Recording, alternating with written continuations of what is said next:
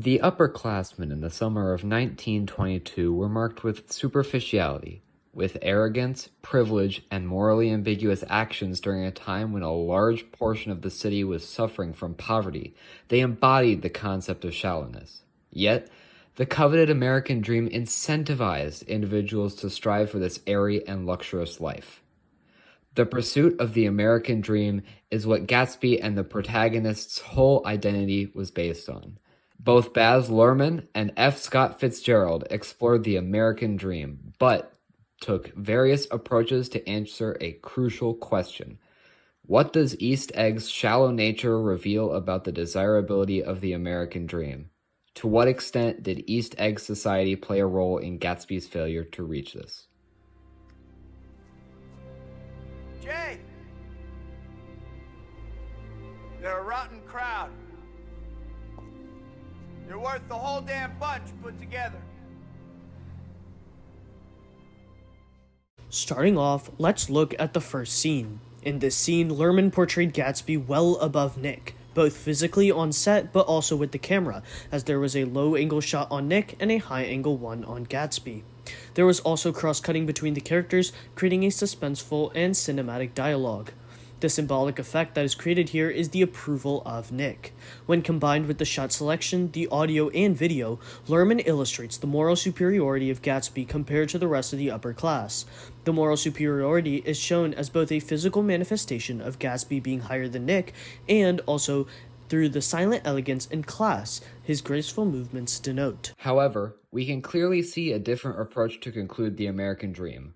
While Luhrmann initializes Gatsby's pursuit and has Nick paint him as an incredible person, Fitzgerald chooses to keep the nuance that Gatsby's actions, too, are not entirely honorable.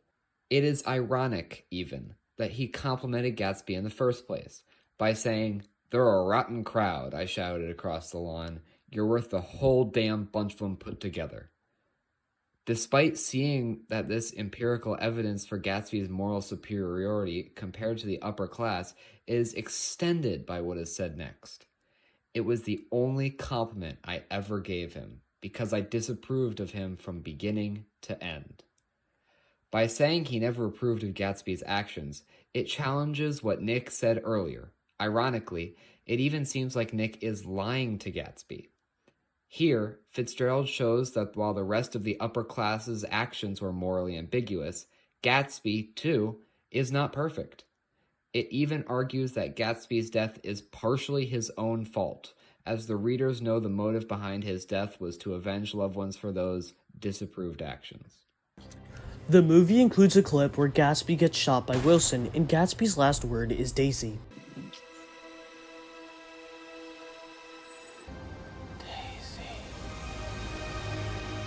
The effect emphasizes that even in Gatsby's last moments, he is still enamored with Daisy through a serious, harsh close-up. The pool at the time was a representation of luxury, and dying in it symbolizes the death of his American dream and his status. The death requiem in the background also adds to this, as the musical choice not only represents the death of Gatsby, but the very thing he represented, the American dream.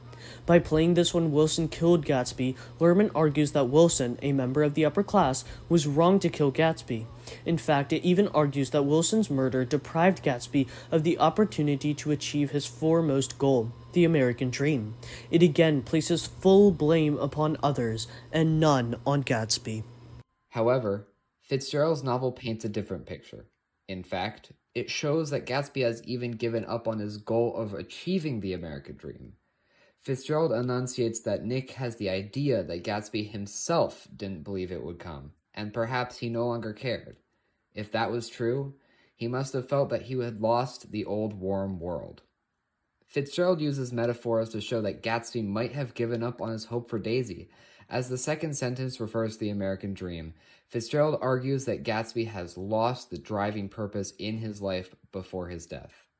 Therefore, combined with the previous quotes, Fitzgerald ultimately argues that Gatsby's death was both his fault and is resolved as he has lost the desire to pursue the American dream.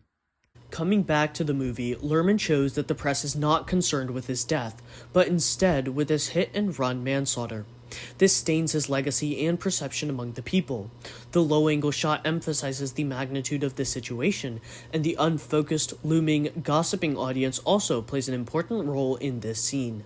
It shows that the people do not care about the fact that Gatsby has died, but instead about the hit and run. Nick says that this affair with Myrtle was also pinned on Gatsby, further illustrating that the people truly just used his death not as something to mourn, but as a scapegoat that could be exploited. Clearly, it argues that this society is as shallow as immoral during the portrayal of Gatsby's legacy, emphasizing the evil of the upper class. I couldn't forgive Tom or like Tom, but Nick saw that what he had done was, to him, entirely justified. This thought is after Nick learned that Tom told Wilson that Gatsby was the one who owned the yellow car that killed Myrtle. Here, Fitzgerald argues that it is justified that Tom does what he does, given the information that he knows. While Lerman argues the upper classes wronged Gatsby, Fitzgerald shows that it was coming to him all along, given his actions and the lies surrounding Myrtle's death. Here, the legacy of Gatsby is much quieter too. His death is largely hidden, and the actions surrounding it are much more justified. Overall, Gatsby strives to fit into the upper class, achieving the American dream.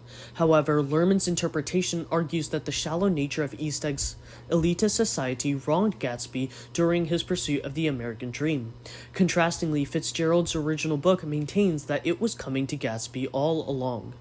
In the end, while Lerman took creative liberties to idealize the protagonist, Fitzgerald's grounded, more unbiased interpretation lets us understand receiving repercussions for one's actions is a nature of this world. While they may be cruel, they can partially be the victim's own fault. So, next time when we feel life is against us, let us trace back to understand the cause of our misfortunes and how we can better proceed in our lives. Thank you.